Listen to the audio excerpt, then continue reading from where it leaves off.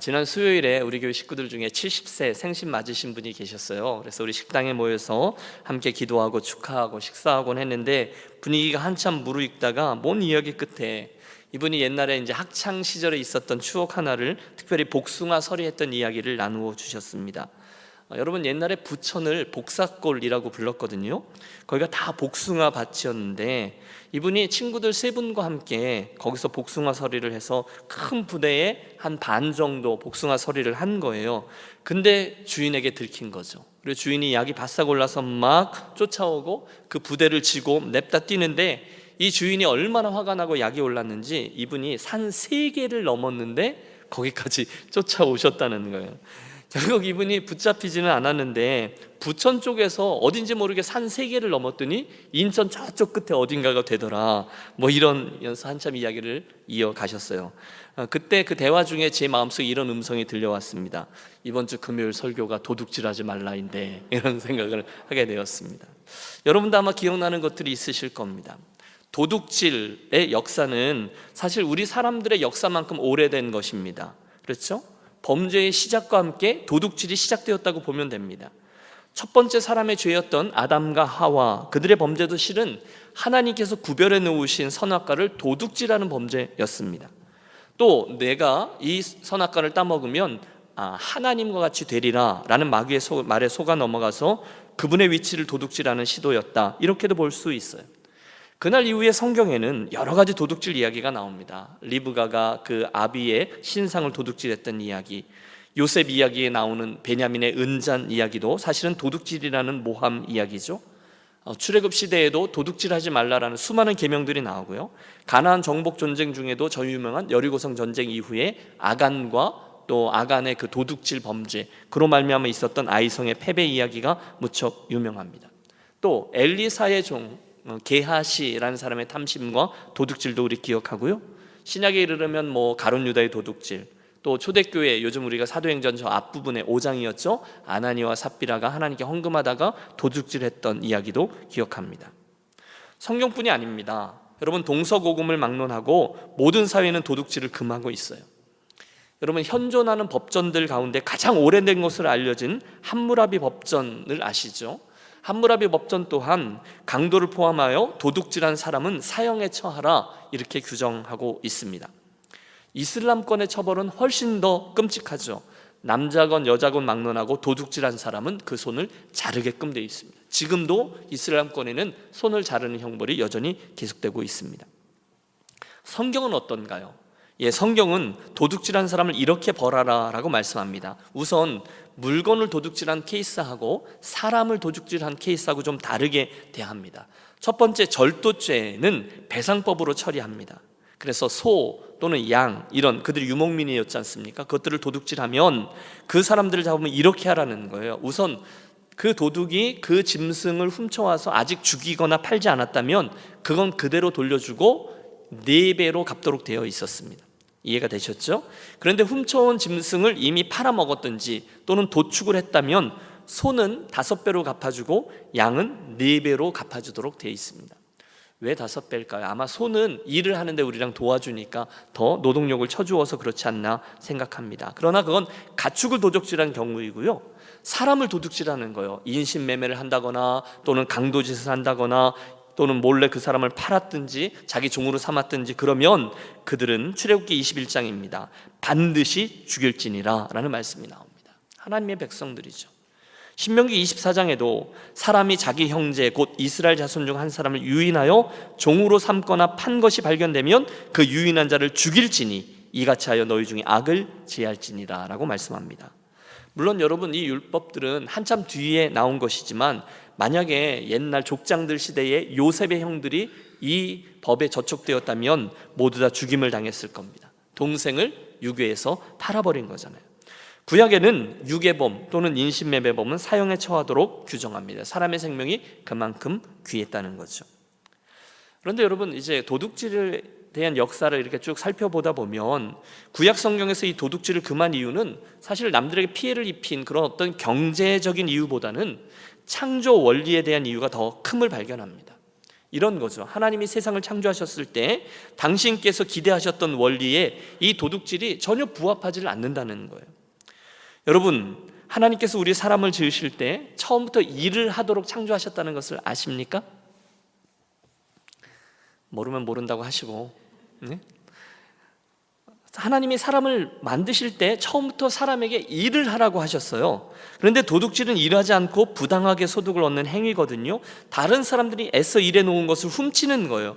그러니까 하나님이 좋아하지 않으실 수밖에요. 우리가 창세기 2장에 보면 하나님이 맨 처음에 당신이 창조의 일을 하시죠. 첫째 날 무슨 일을 하시고 둘째 날 무슨 일을 하시고, 그리고 마지막 날 우리 사람을 만드시고 우리들도 그렇게 일하고 수고하며 살도록 창조하셨어요. 여러분 잘 들어보십시오. 에덴 동산 말입니다. 우리 머릿속에 있는 에덴 동산의 개념이 참 아름답고 좋고 파라다이스고, 그런데 늘 쉬고 놀고 먹고 자고 이런 것으로 생각하고 계신다면 오산입니다. 성경을 보면 하나님이 그 사람을 이끌어 에덴 동산에 두어 뭐라고 하셨냐면 그것을 경작하며 지키게 하시고 이렇게 했습니다. 그러니까 에덴 동산도 사람들이 계속해서 관리하고 경작하고 그래야 된다는 거예요. 에덴은 놀이터가 아니었어요. 에덴은 일터였습니다. 이게 하나님의 창조 질서예요. 그런데 도둑질은 이 질서를 깬단 말입니다. 땀을 흘리거나 수고하지 않고 남의 것들을 그냥 가져옵니다. 그래서 하나님은 금하셨어요. 여러분, 제가 영화를 무척 좋아하는데요, 요즘 영화들을 보면 좀 안타까운 게 도둑질을 굉장히 미화시키는 경향이 있어요. 그렇죠? 대단한 기술 또는 대단한 어떤 계획을 가지고 모든 걸 조작해서 악한 사람들의 그런 재정들을 이렇게 몰래 뺏어오고 엄청난 이득을 얻는 것을 마치 성공처럼 화려하게 그려줍니다. 그게 멋있다라고 생각하게 해줘요. 한 2주 전에 개봉한 한국의 돈이라는 영화가 있어요. 여러분, 영화 제목이 너무 충격적이죠? 돈이라는 영화인데, 여러분 내용은 별거 아닙니다. 주식을 조작하고 또 그래서 누군가로부터 엄청난 소득을 가로채고, 물론 그 일의 피해자들은 엄청나죠. 그런데 그 사람이 주인공의 입장에서 이 스토리를 끌어가다 보니까 영화의 결론이 그 일을 했던 이 사람이 결국은 잡히지 않고 그 많은 돈을 가지고 통쾌하게 도망가면서 맞춰집니다. 그러면 우리도 모르게 이 영화 속에 그 주인공의 입장에 대해서 박수를 치며 막 좋아해요. 그러나 정확히 기억하십시오. 옳지 않습니다. 결국 하나님의 심판대 앞에서는 우리 사람들이 옳지 않은 방법으로 남의 것을 취한 일들은 드러나게 될 것이고 그에 합당한 대가를 우리 반드시 치르게 될 것입니다. 그러므로 윤리적이지 않는 부동산 투기, 또 고리대금업, 사채업, 부정직한 상거래, 빌렸는데 갚지 않는 것, 또 내가 고용한 이들의 삭슬 떼어먹는 행위, 부당한 뇌물을 통해서 이익을 얻는 것 등등은 모두 다 도둑질이라는 점을 함께 기억하겠습니다. 또 그게 다가 아니죠. 다른 이들의 연구한 것들을 자기 것으로 삼는 행위, 대학가 이런 일들은 많죠. 표절 행위, 컨닝 이런 것들도 다 도둑질이라고 볼 수 있습니다. 안타깝게도 요즘 한국의 젊은이들의 꿈이 많이 바뀌었다 그러잖아요. 옛날에 어린아이들에게, 젊은이들에게 꿈이 뭐냐 그러면 대통령, 여러분 그런 꿈 안 꿔보셨어요? 의사 또는 군인 막 이랬지 않습니까? 그런데 요즘 천편일률적으로 한국에 있는 젊은이들에게 꿈이 뭐냐 그러면 조물주보다 높은 건물주가 되는 거라고 그렇게들 얘기를 많이 한답니다. 꿈이라고 볼 수 없죠. 그런데 그들의 소원이 뭐냐면 놀고 세 받아서 먹고 사는 거라는 거예요. 물론 건물주들이 악하다라는 의미에서가 아니라 그들의 관념 자체가 노는 것, 일하지 않고 이익을 취하는 것을 굉장히 좋게 본다는 거예요. 그러나 그렇지 않아요. 또 성경은요, 그렇게 다른 이들의 것들을 취하는 것만 도둑질로 여기지 않고 한 걸음 더 나아갑니다. 하나님의 것을 취하는 것도 도둑질이라고 성경은 명시하고 있습니다. 거기에는 하나님의 시간, 물질, 영광 이 모든 게 다 포함돼요. 우선은 시간입니다. 여러분 이런 생각 해보셨어요? 주일을 성수하기 위해서 최선을 다하는 저와 여러분이 되시기를 권합니다. 그런데 주일을 우리가 아주 중히 여기지 않고 지키지 않고 주님을 기억하지 않으면 주의 날을 도적질하는 사람이 된다는 거예요. 물질도 마찬가지입니다. 우리는 물론 모든 물질이 하나님의 것입니다라고 고백하죠. 그게 뭐가 어렵겠어요? 하나님, 이 세상 모든 만물은 제가 소유한 모든 것은 아버지의 것입니다. 우리 쿨하게 인정합니다. 그런데 실제로 저와 여러분의 실소유들 중에 하나님의 것이라고 생각하는 생각은 어떠십니까?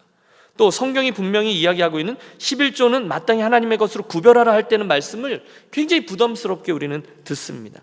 그리고 내 편리에 따라서 이랬다 저랬다 이렇게 적용을 이랬다 저랬다 하죠.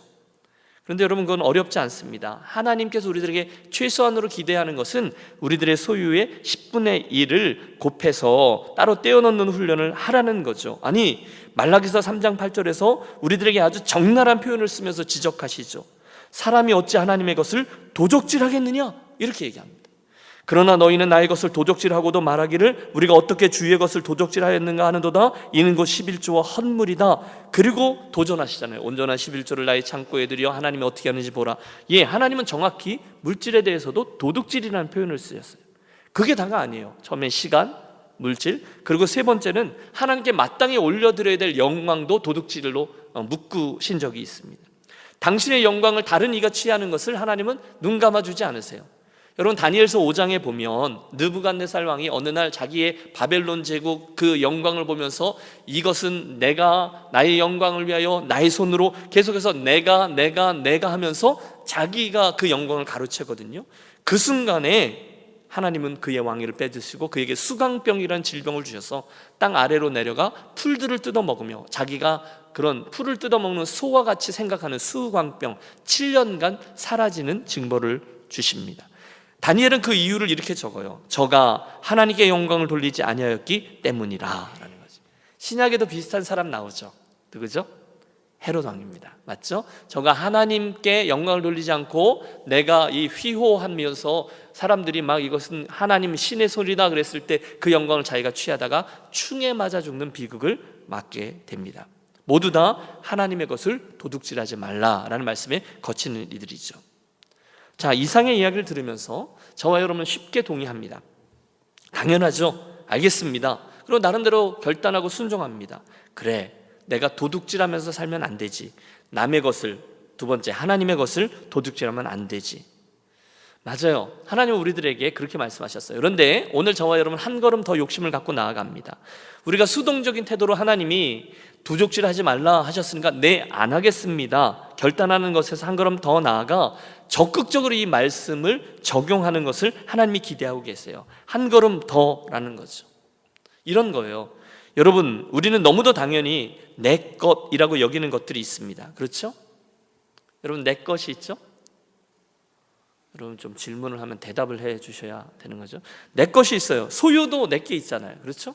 건강도 내 것이 있잖아요. 여러분, 제가 지금 무슨 트릭 퀘스천을 쓰지 않아요. 여러분과 대화하는 거예요.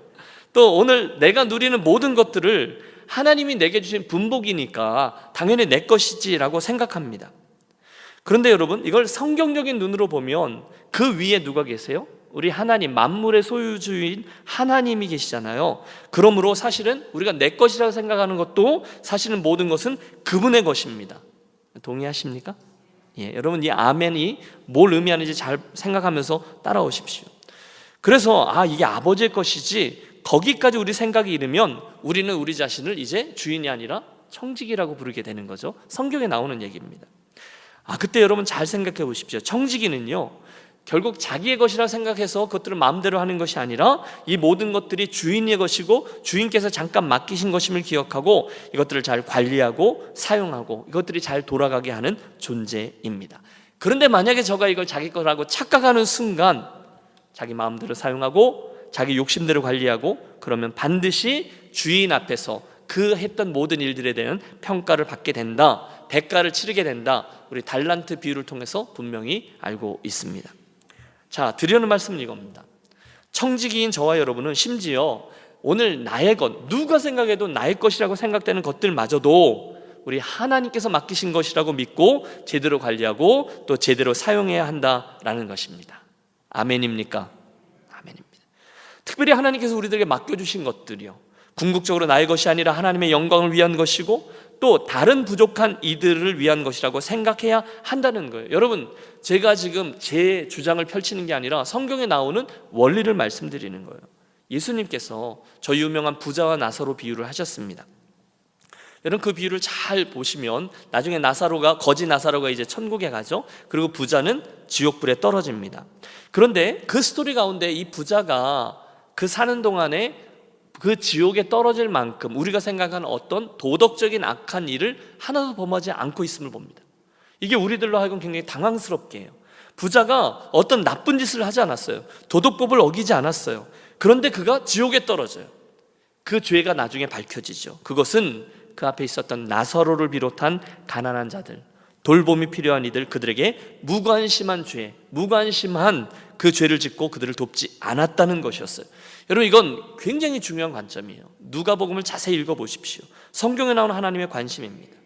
그러므로 오늘 여러분께서 생각하시기에 글쎄요, 나를 부자라고 생각하는 분은 별로 없을 거예요. 그렇죠? 그런데 내가 생각할 때 내가 다른 분들에 비해서 이런 부분 저런 부분이 좀 더 여유롭고 좀 더 많은 것을 가져서 풍요롭다라고 생각하신다면, 그때 나는 뭐 도덕적인 죄를 범하지 않아, 나는 도둑질하지 않아, 강도짓하지 않아, 그 정도에서 만족하고 남들에게는 피해를 끼치지 않아 라는 것을 만족해하면서 나만을 위해서 살아가고 계신 분이 계시다면, 여러분, 저는 욕심을 냅니다. 하나님께서 저와 여러분을 향해서 가지고 계신 욕심은 충족되지 않고 있습니다. 따라해 주세요. 축복은 사명의 렌즈로 바라보아야 한다. 여러분, 무슨 얘기죠? 도둑질하지 말라라는 계명은 단순히 거기서 수동적으로 남의 것을 가져오지 않는 것에서 머물지 않는다는 거예요. 그 계명은 한 걸음 더 나아가서 확장되어 적용되어야 된다는 거예요. 누군가 다른 이들을 위해서 나누는 분량이 있잖아요. 여러분, 제 삶에 제가 다른 이들을 누구를 케어해서 나누거나 섬기거나 돕거나 하는 그 분량은 결국 그 사람의 영성을 보여줍니다. 딱 그만큼이에요. 한 세대에 있는 우리 차준희 교수님, 제 선배 되시는데요, 정확히 이런 표현을 쓰고 있어요.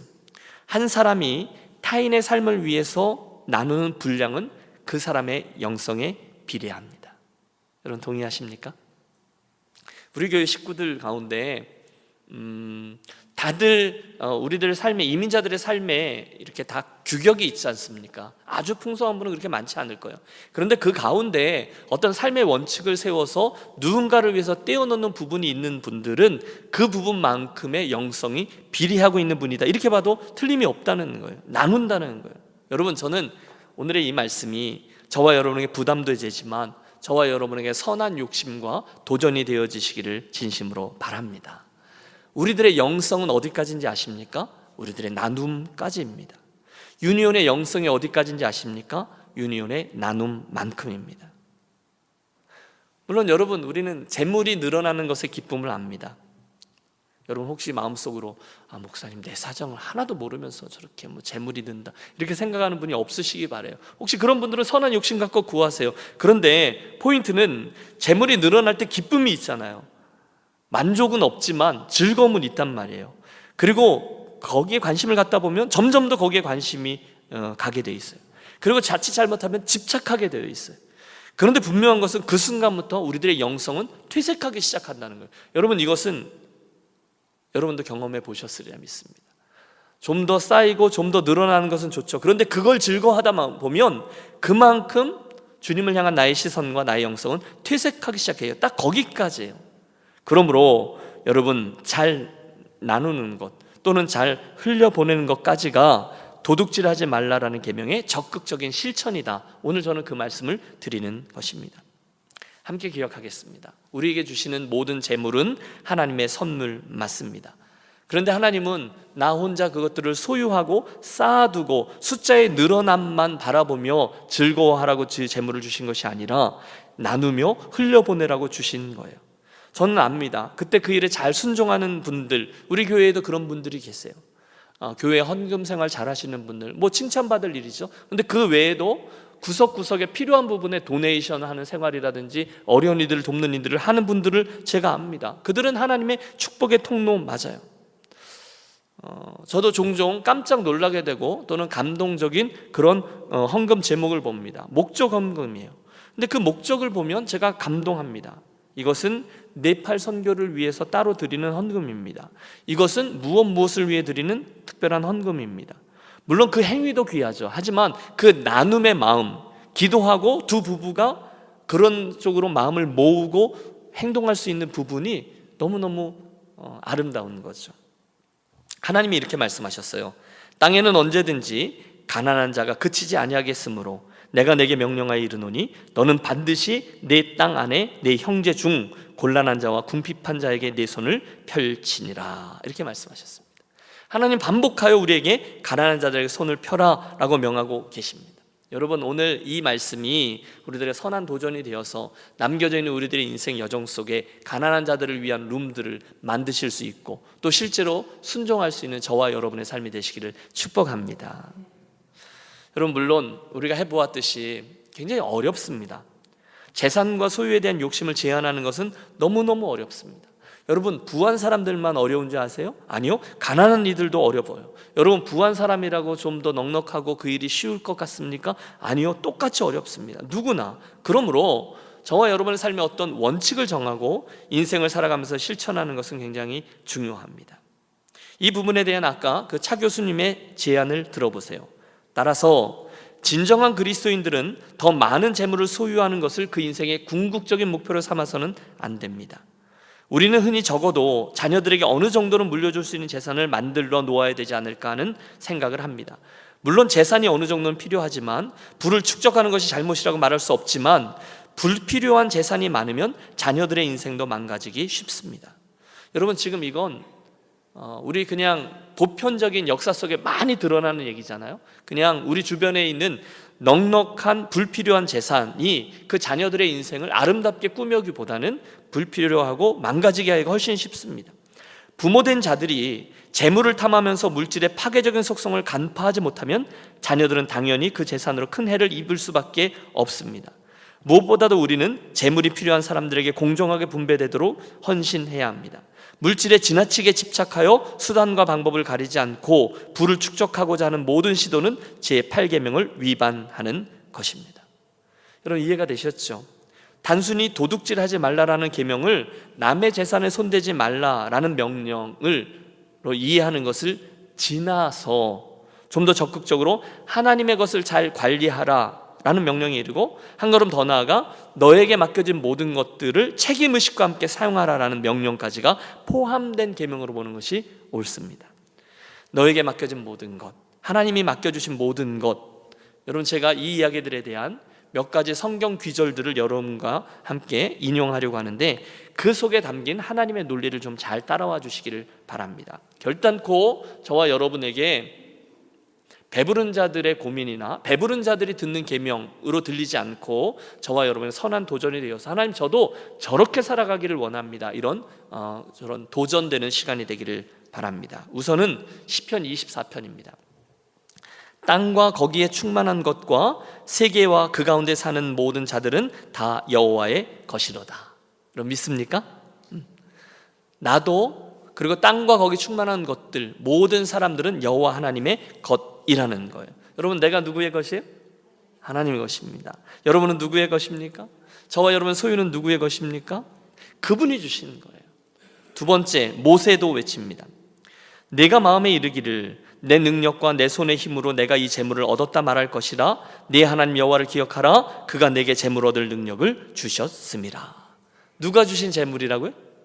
여호와께서 주신 재물이라는 거예요. 그러면 그 주인을 기억하고 우리는 잘 관리하고 사용해야 한다. 이게 책임이라는 거예요. 디모데의 조언을 들어보세요. 같이 한번 읽을까요?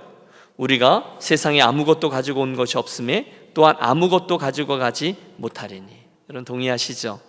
저는 알렉산더 대왕이 생각납니다. 그가 죽을 때 모든 그 유럽을 포함해서 그 아시아의 모든 곳을 제패했던 저가 자기의 두 손을 빈 관 양쪽으로 뚫어서 아무것도 가지고 가지 못하는 것을 보여주도록 하라라는 소리는, 그 이야기는 굉장히 유명합니다.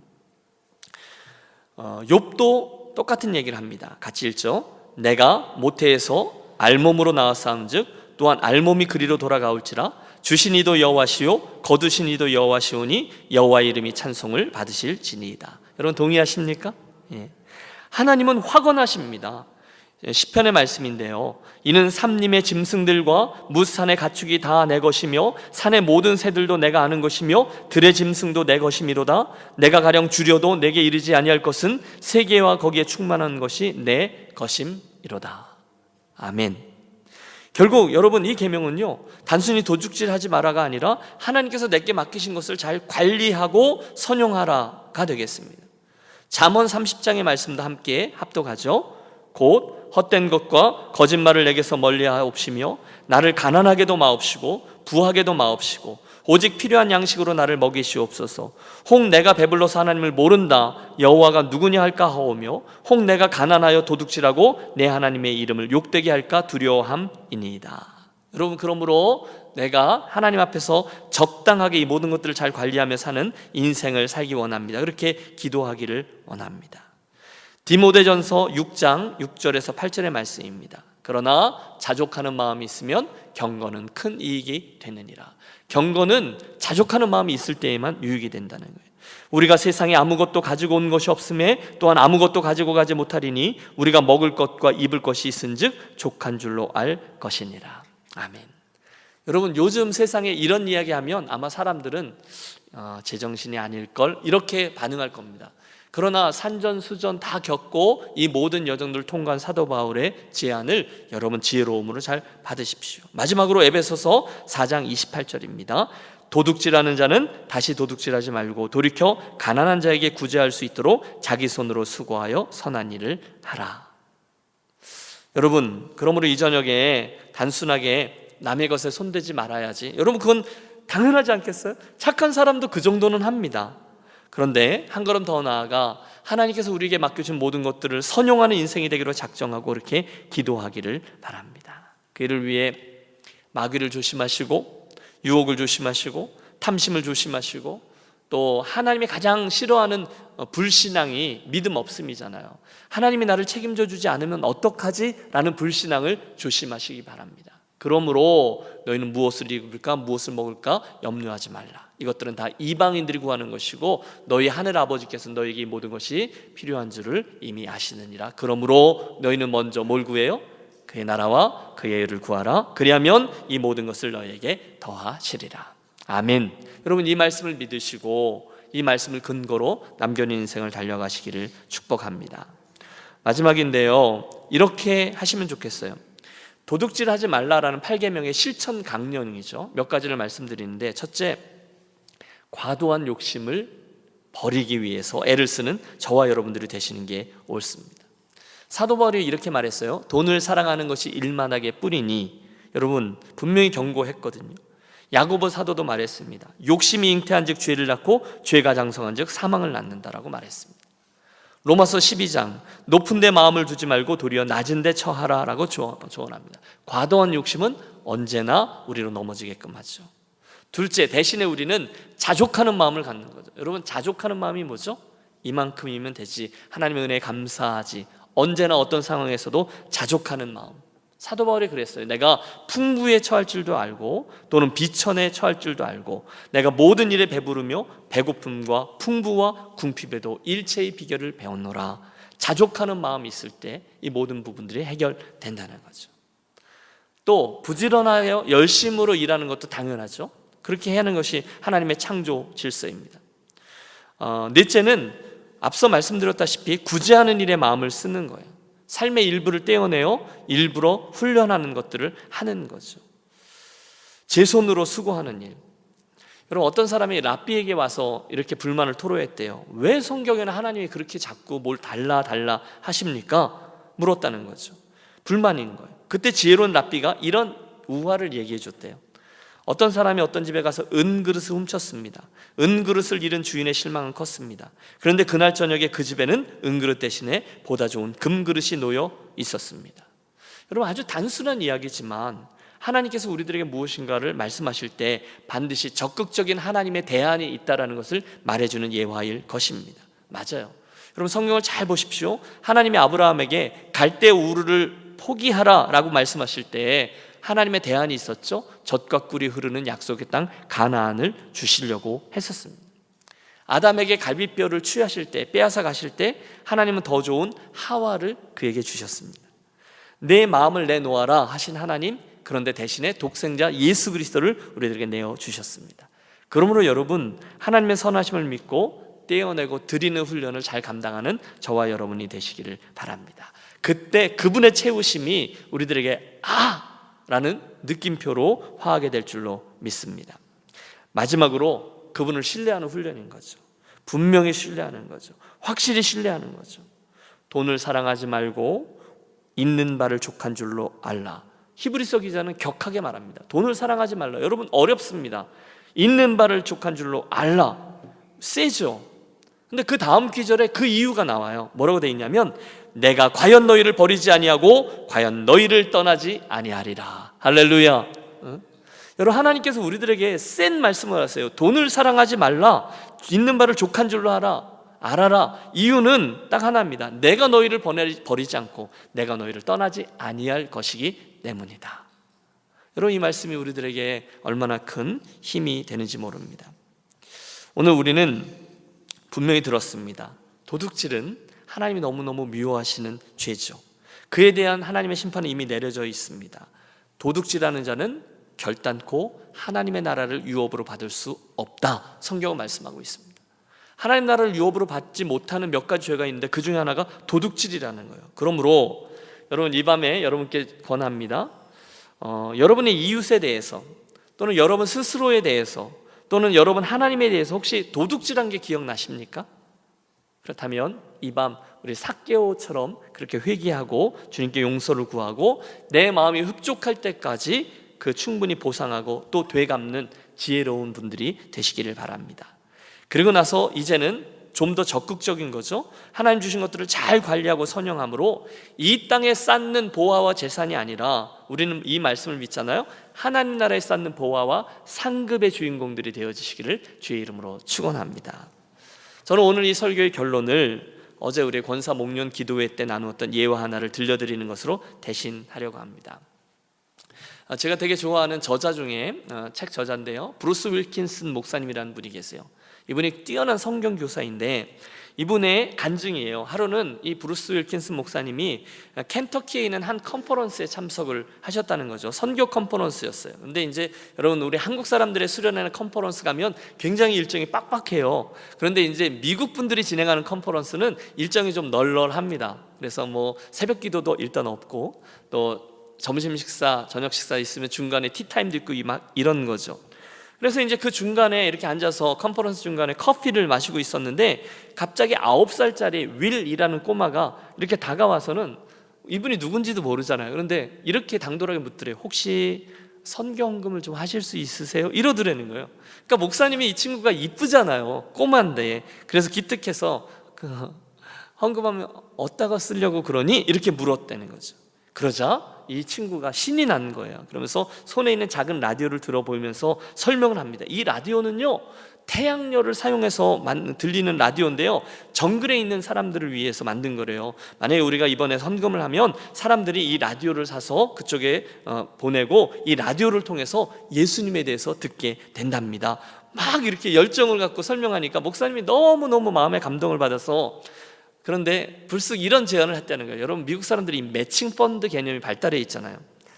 윌 좋아. 그런데 나는 기꺼이 헌금을 할 건데 너도 헌금하는 걸 좀 보고 싶어. 만약에 내가 매칭해 줄 거야. 내가 5박스 5불을 헌금하면 내가 2배인 10불을 보태줄 거고, 내가 10불을 헌금하면 내가 3배인 30불을 매칭해서 보태줄 거고, 만약에 내가 20불을 헌금하면 4배, 그래서 80불을 보태줄게. 이렇게 제안을 했다는 거예요. 그러니까 목사님은 이 친구가 이쁘기도 하고 나도 헌금하지만 이 친구도 함께 그 일에 조인해서 하는 기쁨을 좀 가르쳐줄 속셈이었다는 거예요. 그러니까 이 친구가 너무너무 좋은 거예요. 그러다가 갑자기 눈이 이렇게 휘둥그레졌다가 갑자기 막, 여러분 생각해보세요. 2배, 3배, 4배 막 이렇게 되니까 여러분은 별로 익사이딩 안 하신데 이 친구는 막 신난 거죠. 그런데 갑자기 이 소년이 그렇게 얘기를 하다가 땅바닥을 이렇게 쳐다보고 땅바닥을 쳐다보면서 발로 이렇게 툭툭 치더라는 거죠. 실망감의 표현이죠. 왜 그러니? 목사님이 묻자 이 소년이 나 아무것도 할 수 없어요 이렇게 말을 하더라는 거예요. 목사님이 당황한 거죠. 왜? 그랬더니 소년이 이렇게 대답했습니다. 왜냐하면 제가 가져온 건 이미 다 성경금으로 내버렸거든요. 이렇게 얘기를 하더라는 거죠. 이 말을 들은 목사님이 머리가 띵해진 거죠. 그래서 진짜? 그러면 너 수련회 끝날 때까지 칩스도 못 사 먹겠네? 그때 소년이 고개를 끄덕입니다. 잠시 후 목사님 뭔 생각을 하더니 입을 엽니다. 윌, 사실은 내가 너한테 말하지 않은 게 하나 있었는데, 그것은 만약에 내가 가진 걸 다 내놓으면 나도 내 가진 걸 다 내놓는다는 원칙을 이미 세웠단다. 그리고는 목사님이 이미 그 컨퍼런스에 헌금할 상당한 양의 헌금을 이미 준비해 왔기 때문에 곧바로 탁자 밑에 있던 가방을 열고는 100불짜리 캐시가 가득한 은행 봉투를 통째로 이 윌에게 건네 주었답니다. 그 순간 윌이라는 꼬마와 이 목사님의 눈이 큰 접시만큼 커졌다. 이렇게 이제 그 간증이 마무리가 되었습니다. 행복한 시간이었죠. 여러분, 이 윌이라는 꼬마와 이 목사님 사이에 일어났던 이 사건이 오늘 저와 여러분과 우리 하나님과 일어나는 일에 대해서 무엇을 말해주고 있을까요? 청지기로서 사랑하는 여러분, 오늘 우리들에게 주어주신 시간과 또 물질과 또 우리들에게 맡겨주신 은사와 또 영광, 이 모든 것들을 우리 하나님께 어떻게 드리고 있습니까? 여러분, 저와 여러분은 입을 열면 하나님, 제 인생의 모든 것이 하나님의 것입니다라고 고백하죠. 그런데 늘 안타까움이 있잖아요. 내 욕심만큼 하나님께 드리지 못할 때가 많아요. 내 시간도, 내 재능도, 내 기회도, 내 물질도, 심지어 내 자녀들도 하나님께 내 욕심만큼 드리지 못해서 굉장히 인색한 내 모습에 안타까울 때가 참 많이 있습니다. 그런데 여러분, 우리 가장 기본적인 것을 한번 생각해 보시죠. 우리가 만약에 이 윌과 그 목사님, 브루스 윌킨슨 목사님 사이에 있었던 이야기처럼 하나님께서 더 많은 것들을 갚아주실 것을 정말로 믿는다면, 여러분, 그 갚아준다는 것이 단순히 우리들의 남겨져 있는 앞으로의 인생 얼마 동안에만 채워주는 축복이 아니잖아요. 우리들에게 갚아주는 하나님의 축복은 그것이 아니라 하나님과 함께하는 우리들의 영원한 시간에도 영향을 미치는 그런 축복이잖아요. 할렐루야. 그렇다면, 그 사실을 믿는다면 오늘 이 말씀이 우리들에게 선한 도전이 되어 주시기를 바랍니다. 단순히 도적질하지 않는 인생 정도가 아니라 하나님께서 기뻐하시는 청지기로서의 인생, 더 나아가 하나님의 나라에, 그리고 나의 영원한 영광과 상급이 될 큰 보화와 상급을 쌓아가는 인생이 되어지기로 작정하는 이 밤, 그리고 실천을 결정하는 이 밤, 저와 여러분이 되시기를 우리 주 예수 그리스도의 이름으로 축원합니다.